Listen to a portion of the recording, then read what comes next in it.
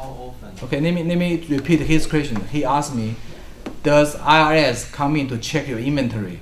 The answer is yes, and he asked how often. Usually IRS is not interested. IRS is not interested in your inventory at all.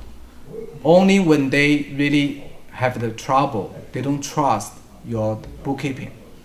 They don't trust your accounting system. We will talk about this in June. Okay, when we talk about financial accounting, the reason why is, or let me give you an example. How come IRS does not trust your inventory? Why? Because if somebody manipulate the value of the inventory, how? Because for your tax purposes, you may want to report your inventory as high as possible, as valuable as possible, right? Because when you sell your inventory, when you do the sales, say you made the sales $1 million. For tax reason, you want to inflate it. You want to inflate the value of the inventory. Say if you have different system to report the cost of your inventory, it could be $700,000. But if you follow another system, it's $850,000. Both of them are legal for accounting purposes. Of course, you want to use $850,000 as your cost because your net income only becomes $150,000 for tax. Understand? Everybody understand? Let me repeat it, okay? For tax purposes, each merchant would like to report your value or the cost of your inventory as high as possible. Because when the cost of inventory higher, your net income becomes lower, right? When your net income becomes lower, you pay less tax. So when we discuss in the accounting, financial accounting, we'll discuss this. In the United States, the tax law allowed a corporation or business to maintain two different systems. One is for your financial accounting purposes, for your stock.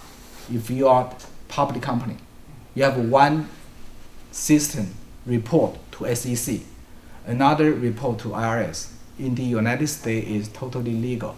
However, you cannot manipulate. If you use the system, you need to follow up consistently. So he asked me, is IRS interested in your, or will IRS come in to check your inventory? The answer is yes. If IRS does not trust your value on your inventory, for any reason, you illegally change the value or inflate the value of your inventory, that means you reduce your net income, that means you reduce your tax. Then the IRS come in to see what happened.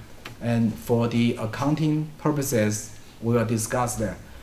For the value of inventory, we have a LIFO, we have a FIFO, we have average. We'll talk about that. What's LIFO, what's FIFO, we'll talk about that. We'll leave this topic to the financial accounting. But to answer questions, may IRS come in to check your inventory? The answer is yes. When? How often? When IRS does not trust the value on your inventory. If you go back to the Schedule C from last week, we talked about Schedule C. On the second page, if you flip over the second page of the Schedule C, you will see the cost of goods sold.